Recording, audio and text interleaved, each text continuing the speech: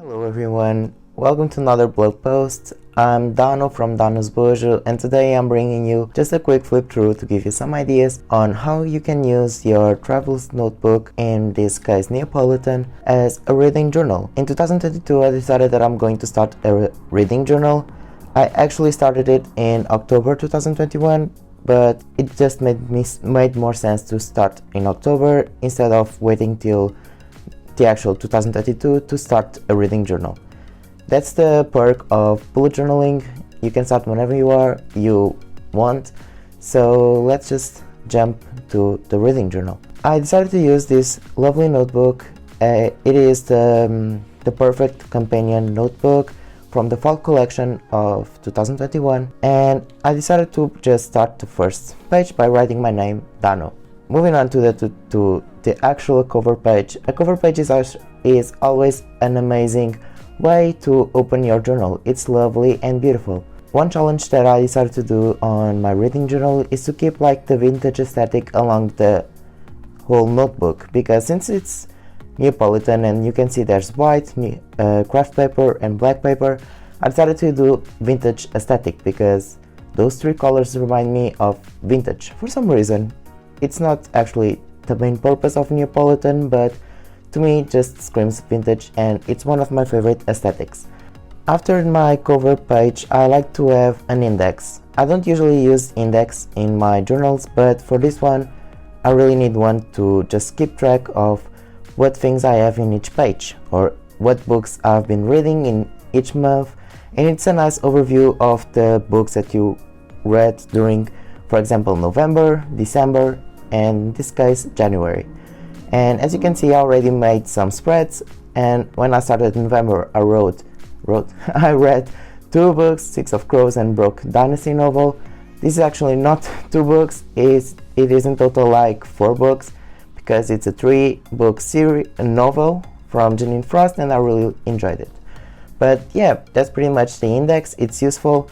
I just did this column thinking about that I could use to write the page number, but I think it looks better just to separate the spreads and just do it in this way, because in my case I don't need to write the page number, but it could be useful for someone. So this is the index spread, and next to it is the books I read in 2022. This is just an overview of the covers of the books that I will read in 2022, and I think that I did over 40 squares. I'm not sure, but I just did 4 on the horizontal and 5 in vertical.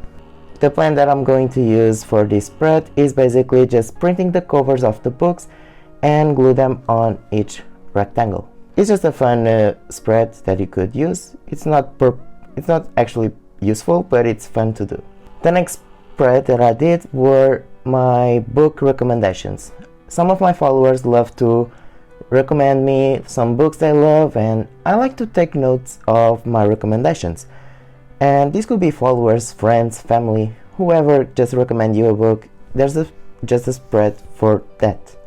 And this is what I did, just 2 columns or 2 lists for my recommendations. The next spread that I did were my 60 books challenge. My main goal for 2022 is to read 60 books.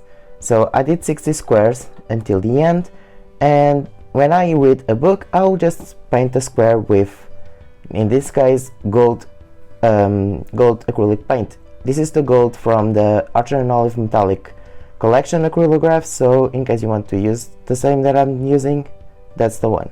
On the other side of the page, you can see 2022 overview. This overview is meant for me to just keep track of how many books I read, how many ebooks, how many audiobooks, and the total of all of the 3.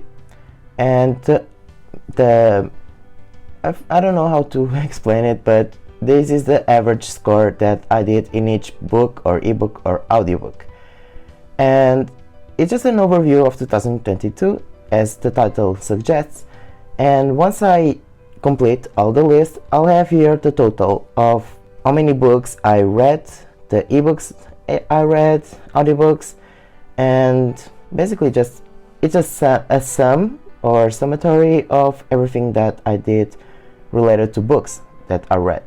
And yeah, this is just a fun way to just keep track of your year in related to books. The next spread that I did was my to be read, or as well known as TBR list. In this spread, there are many ways you can use this spread in different ways. So for me, I decided to do this list where I will write in this site the fiction books that I want to read and the non-fiction books that I want to read.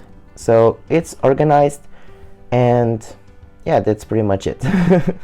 So the final pages of my beginning setup, I did a reading at a glance. My reading at a glance is meant to be useful to me to just keep track of how many books I read in each month, as well as how much time I spent reading each of them. In this case, as you can see, there's some that I took longer and some that I took like a day to read, and it's a case of The Widow that I really enjoyed reading. So this is basically a spread where you just put all the months in one page, and on this side you'll just have here like the key for the color codes and the titles of the books that you're reading, as well as how many days you actually took to read each book. Jumping to November, you can see that I did this cover page. It's not my favorite cover page so far, but it was just a trial and the beginning of a new adventure. Yeah, this is just a cover page. So when you enter the actual reading journaling, this was my first time doing it, and it was quite interesting. I decided to use a traveler's notebook just because I don't tend to write a lot about things. I don't journal a lot. I don't know how to write about something, about myself as well, and I'm training that. But I read Six of Crows and I had a lot to talk about this book because I saw the Shadow and Bones series on Netflix, and I understood that this book was connected to that series, or the series were inspired by this book. So it was really fun to hear it. It was an audiobook, and yeah, I had a lot to write about it. And as you can see, I kept with the vintage aesthetic as well. You can see here the 3-book novel that I also read in 2000. You can see that I like to do these borders just to like fulfill the blank space around the pages, and it's really nice. Jumping to December, I loved making this cover page. It was so beautiful, and I decided that I really enjoyed to make these borders around the pages.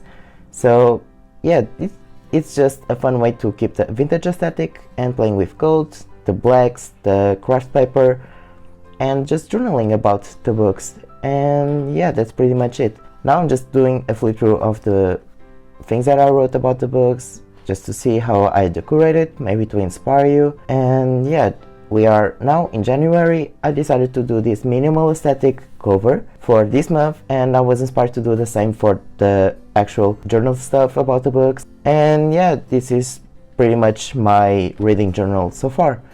So this is my January so far. I need to write here and make another spread, and as you can see, I'm already on the black pages almost. So yeah, this is exciting. I love just to see how the pages switch colors. It's fun to make different spreads, be creative about it.